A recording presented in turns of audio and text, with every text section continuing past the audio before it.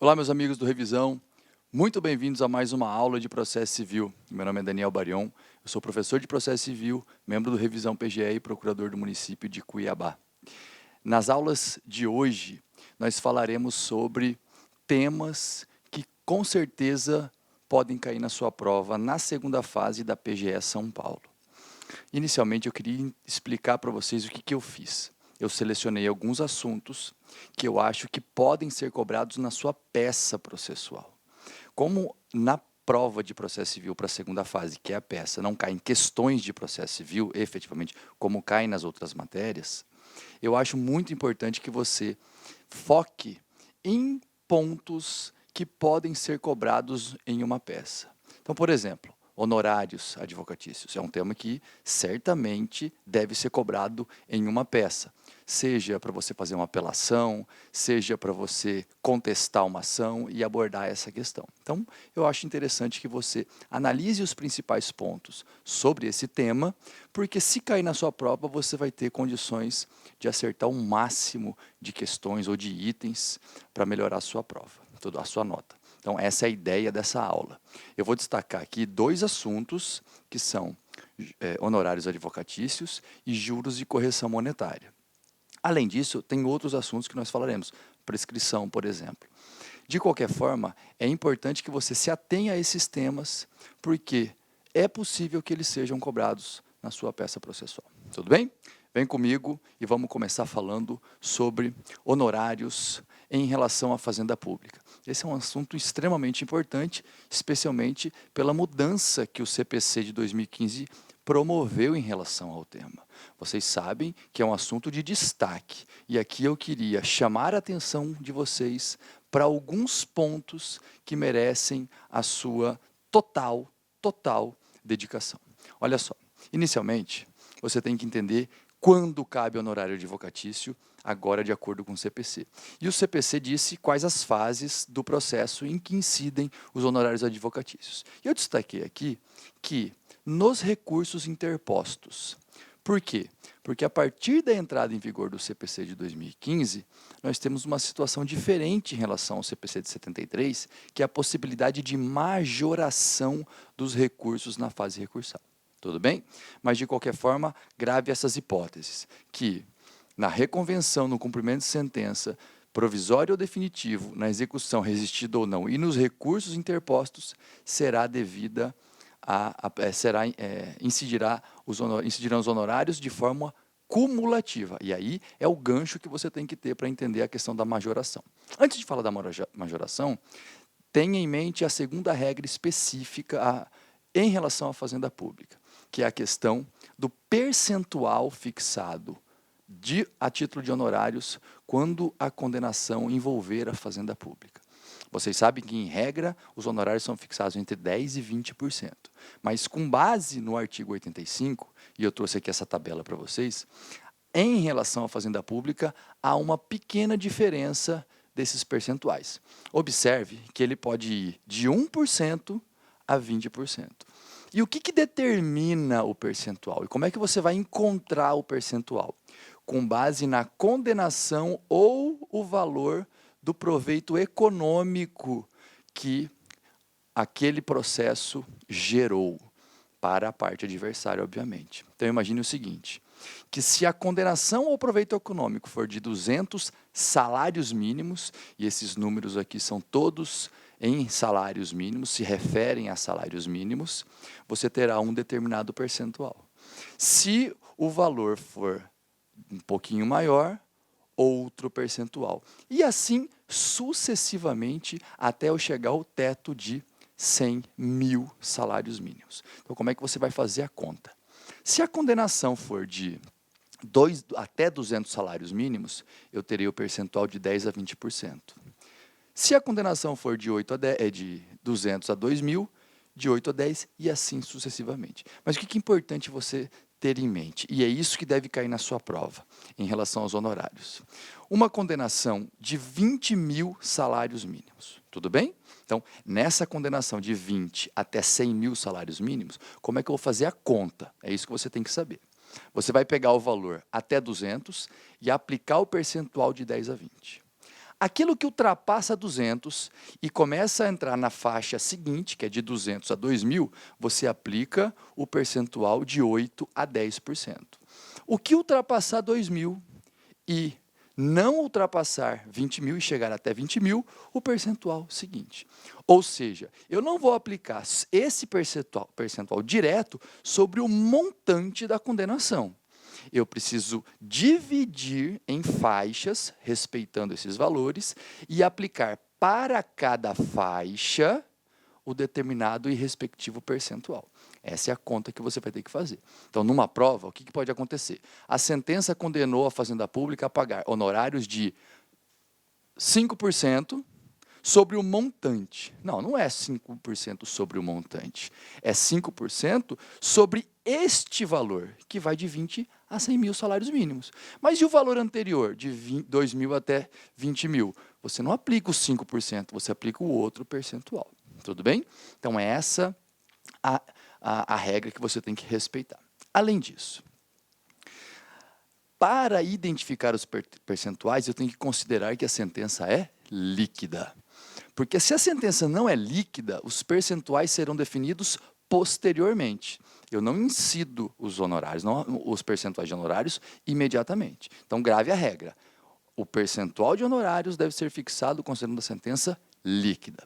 Bom, e se você não tem a sentença líquida? Você inicia uma nova fase do processo, que é para liquidar, para descobrir o valor da condenação ou do proveito econômico, para daí você fixar o salário.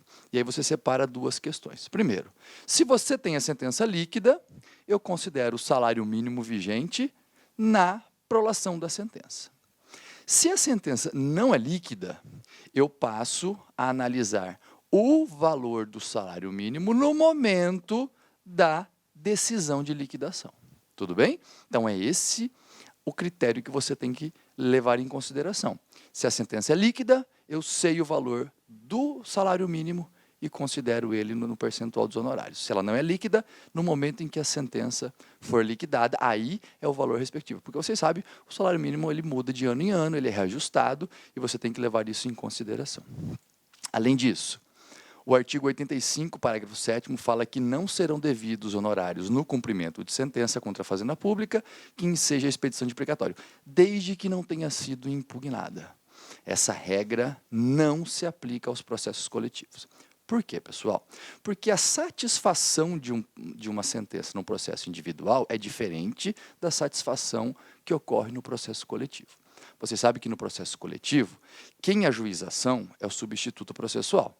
E ele não defende interesse próprio, ele defende interesse de outra pessoa. Ele age em nome próprio, mas defende interesse de um terceiro. Pois bem, o que vai acontecer neste processo coletivo? A sentença será cumprida, será efetivada, satisfeita em um momento posterior. Por quem? Pelo titular do direito, não pelo autor da ação.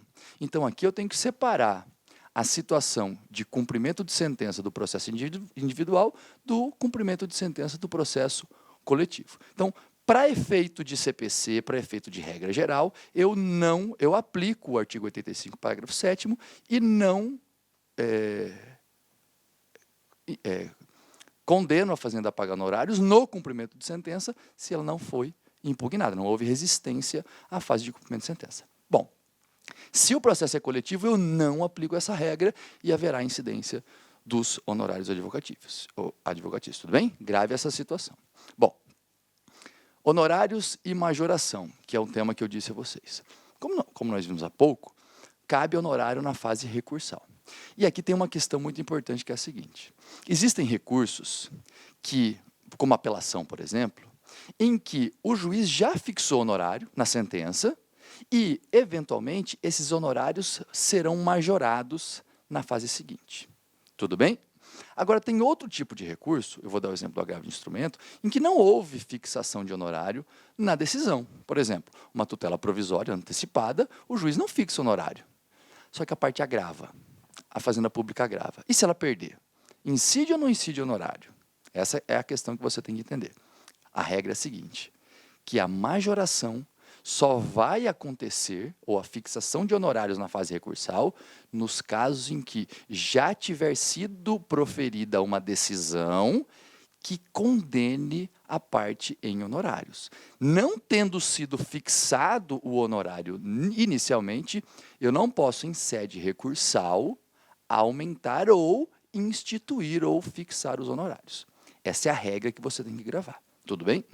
Em relação à majoração, eu tenho duas questões importantes para você.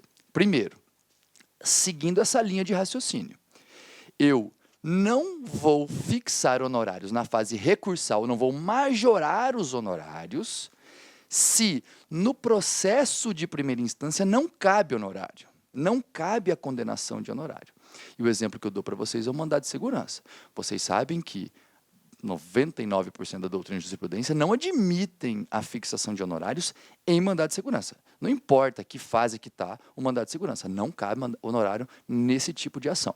Pois bem, se não cabe esse tipo de honorário nesse tipo de ação, não cabe a majoração desses honorários. Então, suponha que o mandado de segurança o pedido foi acolhido, a sentença foi concedida. A Fazenda apela dessa decisão, ou interpõe recurso ordinário, isso não vem ao caso agora, e perde. Haverá majoração de honorários? Não, porque a ideia é que não houve a fixação de honorários lá atrás, não há, consequentemente, a majoração nesse caso. Isso é precedente do STF, aqui como eu mostrei para vocês. Outra questão é o seguinte: a majoração não depende da apresentação de contrarrazões ou contraminuta ou resposta ao recurso. Vocês sabem que quando alguém recorre, a outra parte é intimada para se manifestar sobre esse recurso. A questão é, a não apresentação das contrarrazões ou a não manifestação da parte, enseja ou não enseja, interfere ou não interfere na majoração dos honorários? Não interfere. Ou seja, mesmo que a parte não ofereça contrarrazões, não há importância, não tem relevância, os honorários serão majorados. Por que isso é importante? Porque a ideia da majoração dos honorários é de remunerar, retribuir o trabalho que o advogado, da parte que ganhou, teve na fase recursal. E o trabalho dele é evidenciado pelas contrarrazões. Apesar disso, apesar de ser essa a ideia, o que você tem que levar para a sua prova? Não importa se houve ou não apresentação de contrarrazões, porém, as contrarrazões serão consideradas no percentual fixado. Então, o juiz vai falar o seguinte: olha, eu tenho uma faixa para aplicar os honorários. Se houve apresentação de contrarrazões, eu posso majorar um pouquinho mais. Se não houve, eu vou majorar em quantidade inferior. Essa é a ideia que você tem que levar. Tudo bem? Com isso, a gente pode falar sobre prescrição, outro tema que eventualmente vai cair na sua prova num problema prático. Por exemplo, uma petição inicial em que você tem que fazer a contestação. Será que houve ou não a prescrição? A partir de quando houve interrupção da prescrição, não houve a interrupção? Isso é muito importante para o dia a dia do procurador e, com certeza, deve ser objeto de arguição na sua prova. Vamos lá. O que você tem que gravar? Que o prazo prescricional para a Fazenda Pública é de 5 anos. Tudo bem? Agora, muita atenção para as hipóteses em que a pretensão não prescreve, que não há prescrição, nos casos de imprescritibilidade. Eu vou destacar um caso para vocês que me parece muito importante. É o seguinte: as ações de ressarcimento, em regra, são imprescritíveis. Essa é a ideia geral que nós temos normalmente, mas faça uma diferenciação. Olha só, não é qualquer tipo de ação de ressarcimento que não prescreve, que é imprescritível.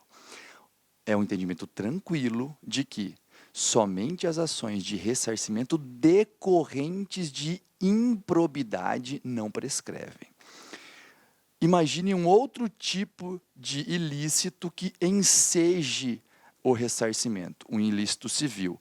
E eu já até falei sobre isso em outras oportunidades. Um acidente de trânsito envolvendo o agente público. Isso é um ato de improbidade? Em regra, não.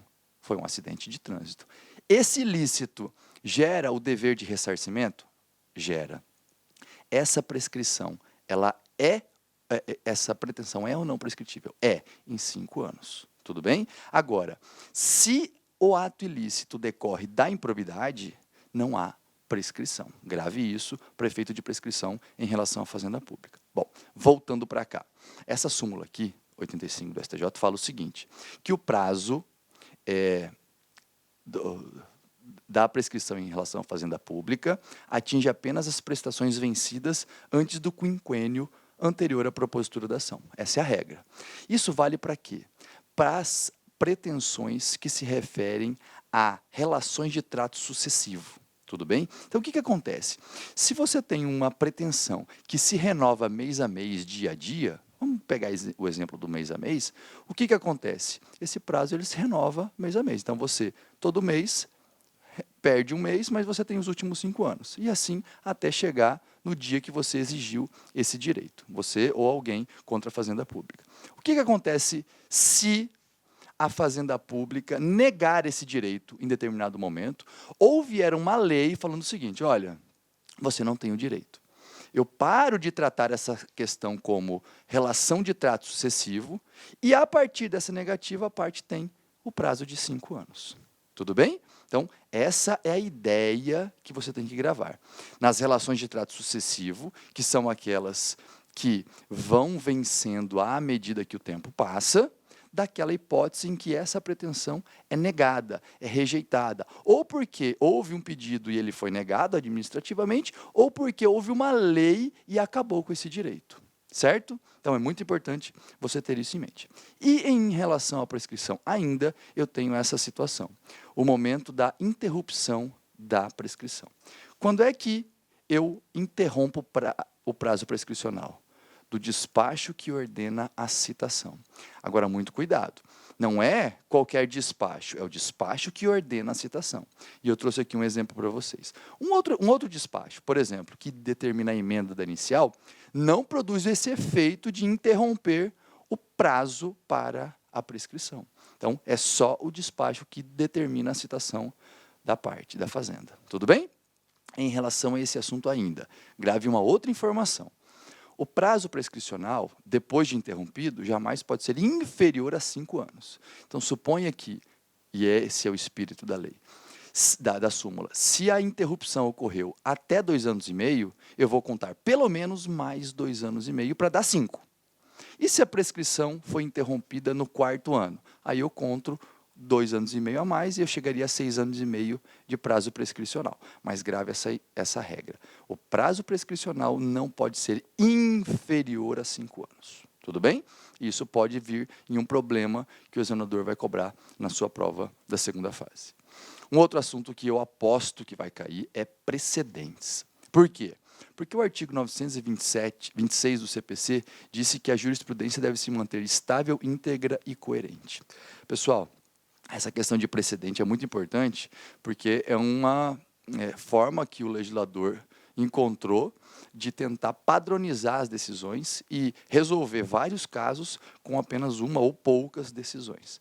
E eu imagino que isso vai cair na sua prova, ainda que de forma indireta. Tudo bem? Para entender bem isso, eu dei uma esmiuçada nessa questão a partir do artigo 926. Primeira coisa, o que é uma jurisprudência estável? O que é uma jurisprudência íntegra e coerente? Grave o seguinte, estável é a que não muda, é aquela que se mantém ao longo do tempo. Íntegra é aquela que abrange todos os fundamentos rejeitados e acolhidos nos julgamentos que versam sobre aquela matéria jurídica. Ou seja, todas as questões foram apresentadas e resolvidas, de modo que um determinado argumento ou fundamento jurídico não escapou à análise do tribunal. Por isso, ela é íntegra, ou seja, completa. Ela abrange todos os aspectos sobre aquela determinada questão jurídica. E, por fim, coerente é que considera a isonomia ou trata isonomicamente as pessoas envolvidas no processo.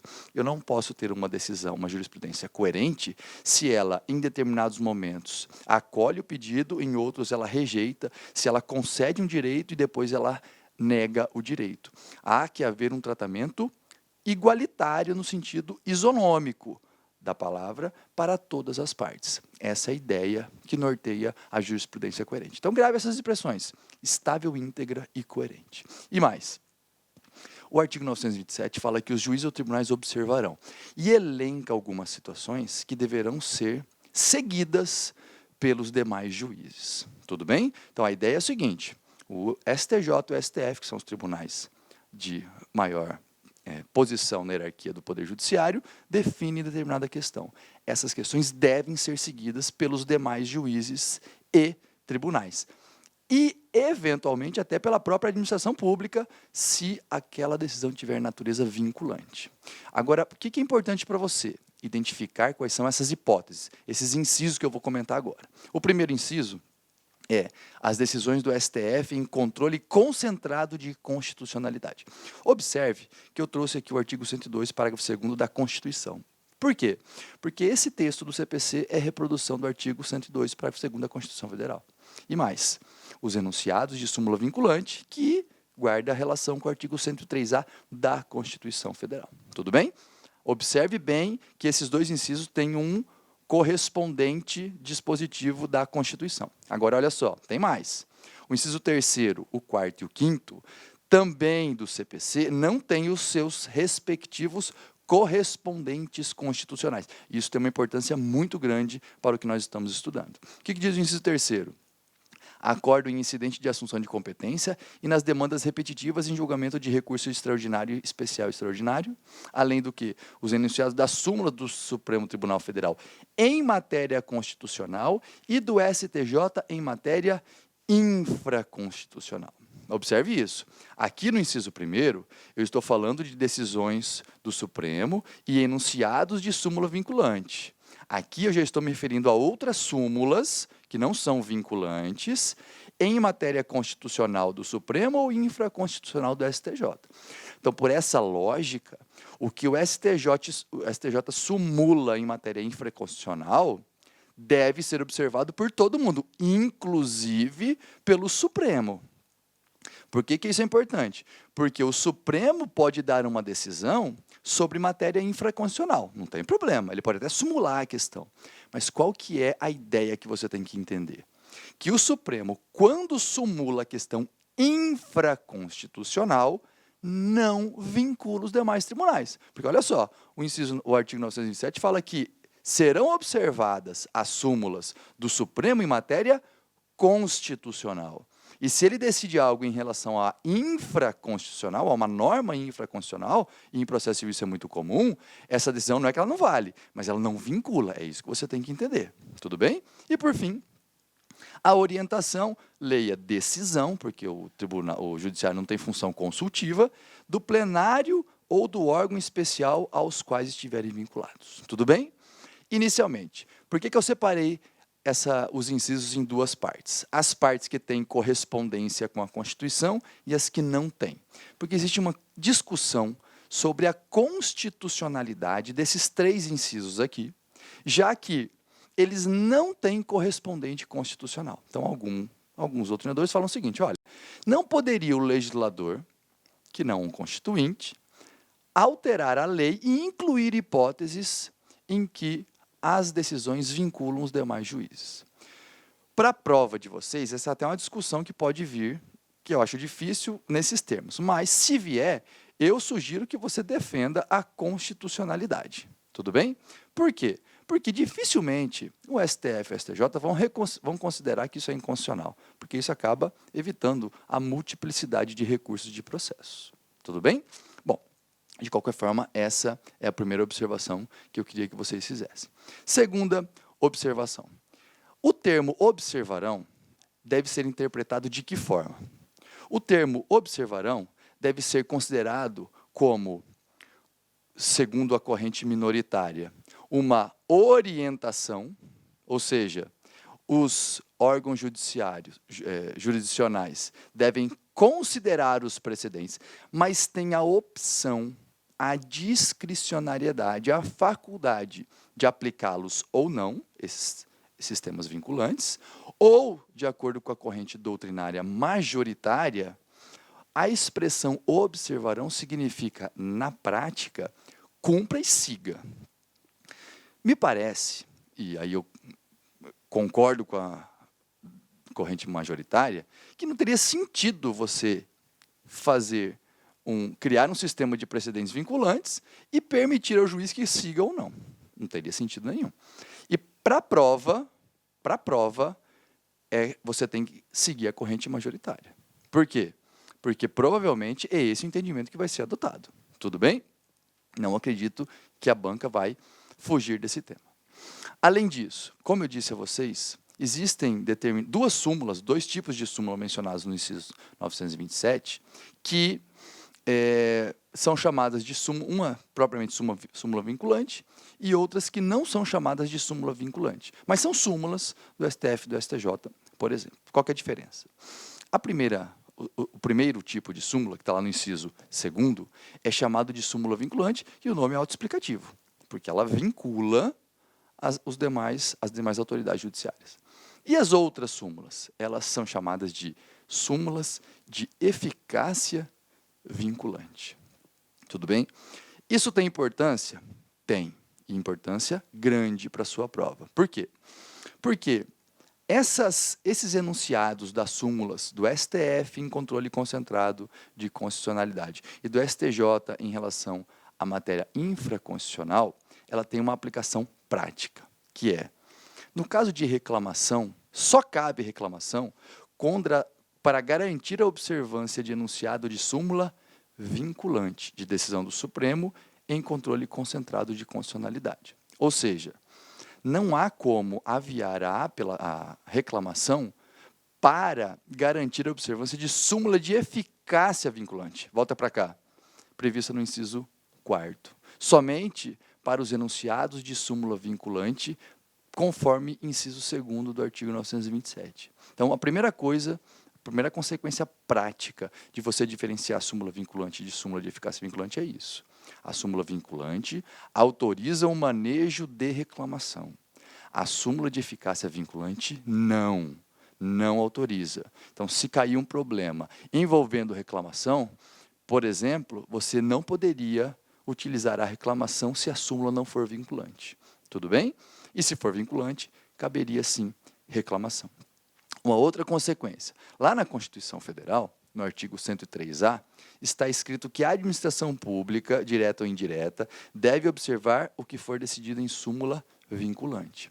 Pelo mesmo raciocínio, a administração pública não é vinculada, não é submetida a essa decisão, se a súmula, ao invés de ser vinculante, for de eficácia vinculante. Então, nessa hipótese, eu não tenho como vincular a administração ao que foi decidido. Então, veja, são duas consequências práticas da diferenciação entre súmula vinculante e súmula de eficácia vinculante. Isso tem importância para a sua prova porque pode ser cobrado e, a depender do tipo de súmula, você tem que adotar um comportamento ou manejar um determinado recurso, adotar uma medida judicial para isso. Tudo bem? Em relação à eficácia vinculante, um último tema que é bastante interessante, que é a questão do seguinte. Essa questão de o juiz tem que observar e a relação das hipóteses que ele tem que observar veio a partir do CPC 2015, ou seja, as hipóteses lá no artigo 927 foram ampliadas. A discussão é a seguinte: aquelas súmulas que já existiam, elas passam a ter eficácia vinculante para o que prevê o artigo 927, ou somente as súmulas que serão editadas depois do CPC de 2015. Ou seja, a eficácia temporal, ela retroage ou não em relação às súmulas anteriores. Para a prova de vocês, eu recomendo fortemente que vocês sigam o entendimento de que as súmulas editadas após o CPC é que possuem eficácia vinculante. Tudo bem? Ainda que seja um tema bem controverso, me parece que é uma questão mais segura para efeito de prova da segunda fase. Tá? Se você tiver a oportunidade, discorra sobre isso, mas me parece que é mais certo, mais garantido você seguir esse entendimento. Ou seja, de que a partir da vigência do CPC, as súmulas passaram a ter eficácia vinculante. Tudo bem? Bom, com isso, pessoal, nós encerramos essa primeira parte da aula. Então, eu vou parar por aqui um minutinho. Vou voltar na segunda parte com outros assuntos importantes também, para a gente completar essa fase de aprofundamento de temas. Tudo bem? Então, na segunda fase, na segunda parte da aula, eu volto com outros temas relevantes para a sua segunda fase. Obrigado por enquanto.